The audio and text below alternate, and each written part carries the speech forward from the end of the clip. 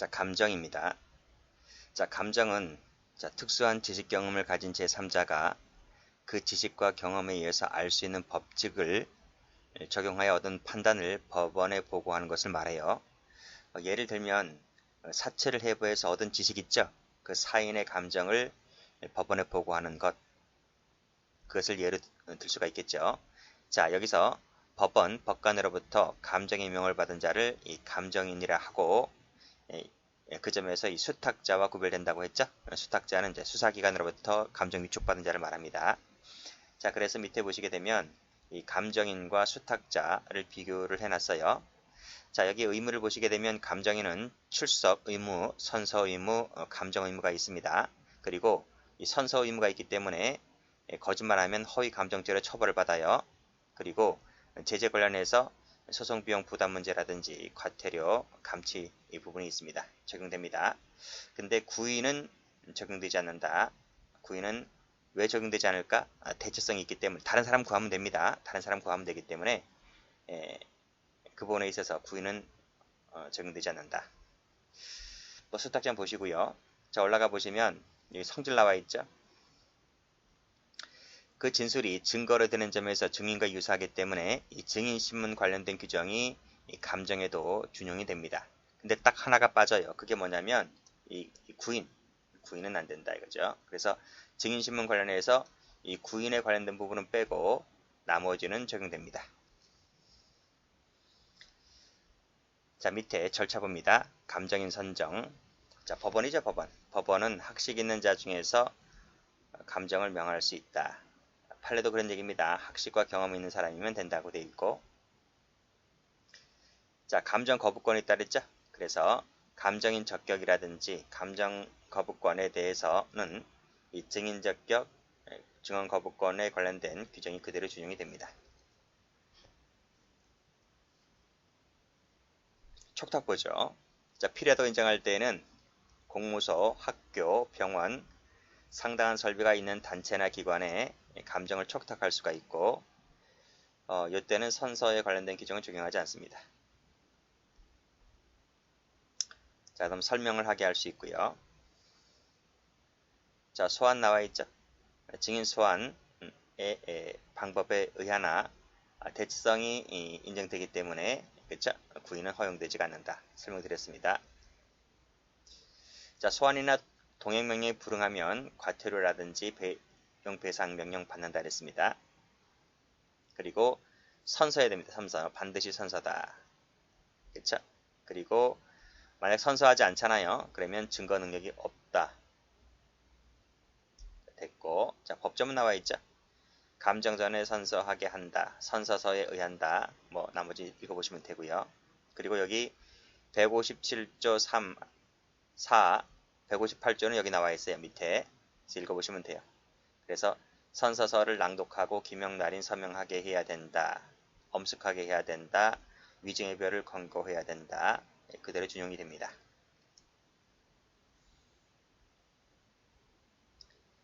자, 감정 보죠. 자, 필요한 때에는 법정 외에서도 감정하게 할 수 있어요. 그리고 밑에 1항 감정인은 감정에 관해서 필요한 때에는 허가를 얻어서 타인 주거 등에 들어갈 수가 있고 신체검사, 사체 해부, 파괴 등을 할 수가 있습니다. 이거 출제가 된 적이 있어요. 받으시고 이거 할 때 허가장 발부하고요. 허가장 제시하면 돼요. 자, 2항의 규정은 감정인이 공판정에서 행하는 제1항의 처분에는 적용하지 않는다는 말은 무슨 말이야? 감정처분 허가장에 발부와 제시할 필요가 없다는 거예요. 그런 내용이고 그 다음 거 뭐 읽어보시면 됩니다. 자, 검사 피고인은 변호인은 감정에 참여할 수가 있고요. 그리고 122조는 준용한다 그랬는데 여기 나와 있잖아요. 밑에. 그쵸? 여기 미리 집행일시와 장소를 통지해야 한다. 이게 원칙인데 예외가 있지? 참여하지 않는다는 의사를 명시했을 때는 뭐 예외다 되어 있고. 자, 감정에 관해서 필요하다면 역시 허가를 얻어서 서류와 증거물 열람, 등사, 뭐 신문에 참여하게 할 수 있습니다. 역시 또 허가를 얻어서 직접 발문할 수도 있고요. 나머지 거 보시고요. 자, 법원회의 감정 나오죠? 정신, 신체에 관한 감정을 필요할 때는 기간을 정해서 병원, 기타 적당한 장소에 유치하게 할 수 있고 감정이 완료가 되면 즉시 유치를 해제하면 됩니다. 어려운 거 없잖아, 그쵸? 유치할 때는 감정 유치장을 발부하면 되고요. 자, 유치를 함에 필요한 때는 직권이나 신청에 따라서 간수를 명할 수 있고 관리인에게 경찰관리에게 간수를 명할 수 있고 유치 기간은 연장 단축할 수도 있습니다. 자, 그 다음 뭐라 그래요? 구속, 그쵸?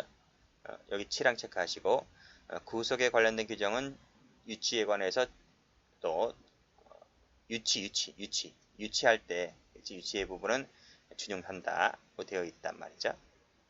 다만 보석에 관련된 부분은 적용하지 않습니다. 자, 미결 구금일수 산입합니다. 구속으로 간주한다는 말은 산입한단 말이.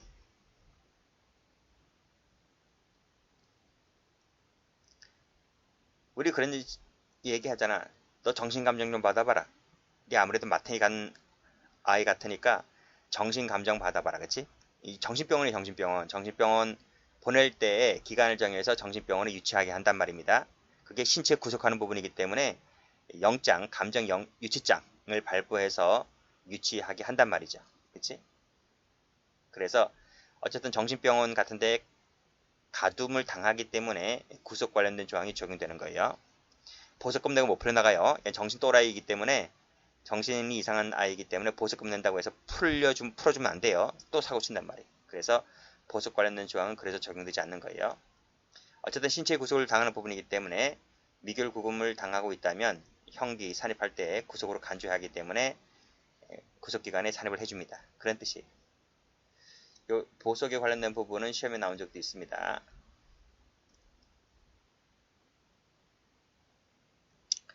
자, 나머지 거 보시고 자, 그 밑에 여기 1항 뭐라 되어 있어요? 구속 중인 피고인에 대해서 감정유치장이 집행되었을 때는 그 유치되어 있는 기간 구속은 집행이 정지된 것으로 간주합니다. 구속 중일 때는. 그쵸? 구속 중인 자가 정신이 또라이가 되어서 정신병원에 보내질 수 있잖아요. 그쵸? 그러면 그 구속 집행기간은 정지 간주다. 그 말은 뭐예요? 정지가 된다는 말은 구속기간에 포함시키지 않는단 말.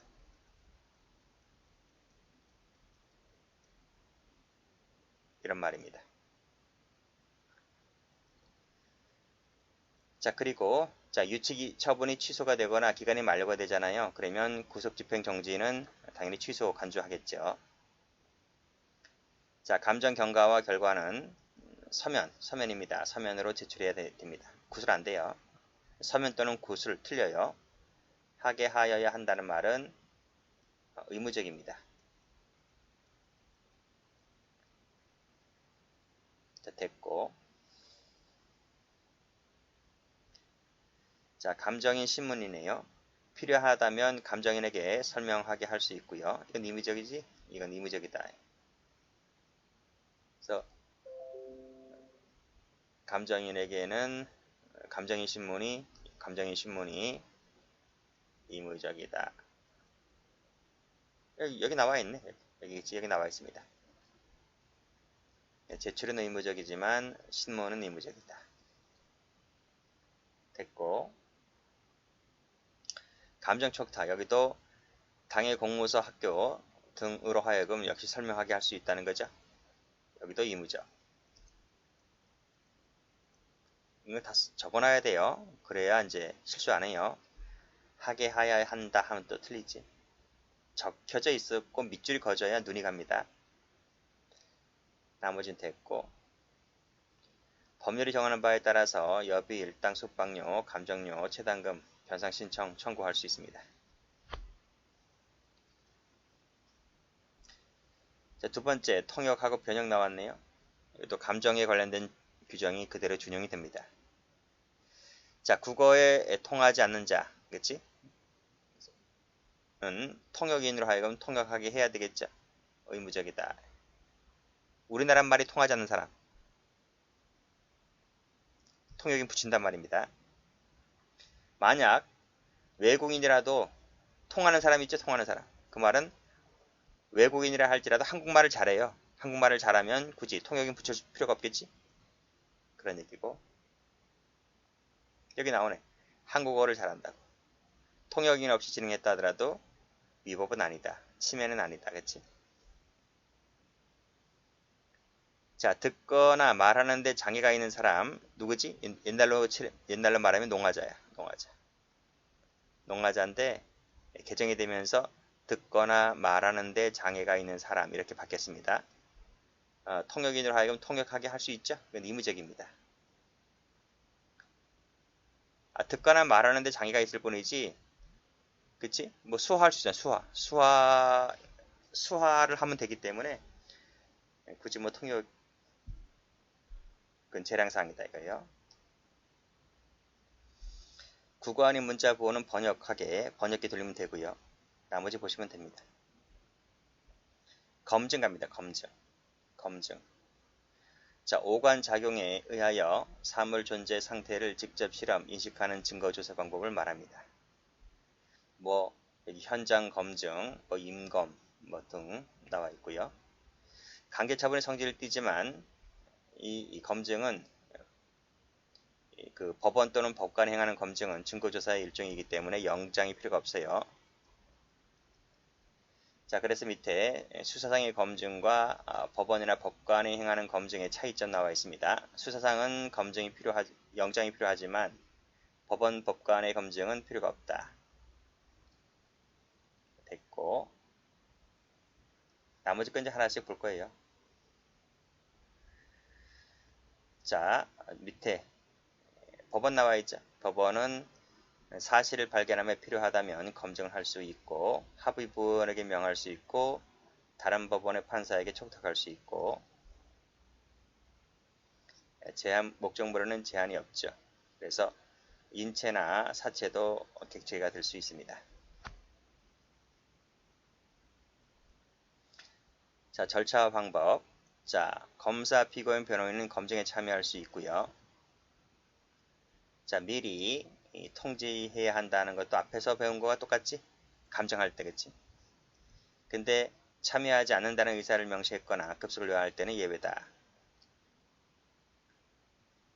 자, 통지하면 된다 그랬어요. 미리, 그치? 미리 통지하면 된다. 그래서 통지하여 참여 기회를 주었다면 그것만으로도 족하다는 겁니다. 피고인이 실제로 참여하지 않은 것은 그건 네 사정이고, 그쵸? 그 다음 신체검사, 사체부 필요한 처분을 할 수 있다. 검증 중에는 타인 출입을 금지할 수가 있고, 퇴거하게 하거나 간수자를 붙일 수가 있고, 건정을 열거나 개봉 등을 할 수 있고, 자, 종료될 때까지 폐쇄, 간수자 둘 수 있고, 필요하다면 경찰관리에게 보조를 명할 수 있고, 어려운 거 없잖아, 그쵸? 자, 군사상 비밀을 요하는 장소는 승낙 없으면 못 들어갑니다. 검증 안 됩니다. 근데 밑에 중대한 이익을 해치는 경우를 제외하고는 거부가 안 돼요. 중대한 이익 해치는 경우가 뭐냐 이거야. 그렇죠? 여기 대해서 또 이제 뭐 다툼의 여지가 있겠지만 일단은 법조문에 이렇게 써놨습니다. 자, 공무소, 군사용 항공기, 선박 차량 안에서 검증을 집행하려면 그 책임자에게 통지하면 되고요. 규정 외에 타인 주거 등의 검증을 집행할 때는 그 주거주 등을 참여하게 해야만 된다. 참여가 안 될 때는 이웃사람, 그렇죠? 또는 동사무소 직원 참여하게 하여야 됩니다. 이거 다 배운 거야 앞에서, 그치? 우리 저 앞에 수사할 때 다 배웠어요. 자, 시각제한 나와 있네요. 일몰 전, 일몰 후에는 승낙이 없다면 들어가지 못하고, 일출 후에는 검증 목적을 달성할 수 없을 때는 예외다. 일몰 전에 검증에 착수한 때는 일몰 후라도 검증을 계속할 수가 있고, 126조에 규정한 장소에는 1항의 적용의 제한을 받지 않습니다. 126조에 규정한 장소가 어디냐고? 여기잖아. 아니, 앞에서 다 배웠잖아요, 수사할 때. 제가 안 읽어도 되겠지? 자, 신체 검사 소환. 자, 신체 검사에 대한 주의 나오죠? 자, 신체 검사에 관해서는 성별, 나이, 건강 상태 등을 고려해서 해라 이런 얘기고, 자, 피고인 아닌 자의 신체 검사는 증거가 될 만한 흔적을 확인할 수 있는 현저한 사유가 있는 경우에만 할 수가 있고요. 여자의 신체를 검사할 때는 의사입니다. 그리고 성년 여자를 반드시 참여하게 해야 됩니다. 이거 잘 나오지? 사망. 신체 검사할 때. 나머지는 됐고. 검증 조서. 당연히 검증에 대해서는 조서 작성해야 됩니다. 그쵸? 공판장에서 행한 검사는 공판 조서에 의하면 되고요. 자, 뭐 나머지는 됐고, 이 검증 조서 있죠? 검증 조서는 법원 또는 법관 면전에서 작성한 조서이기 때문에 100% 증거 능력이 있습니다. 나중에 증거할 때 배웁니다. 311조에 나와 있죠?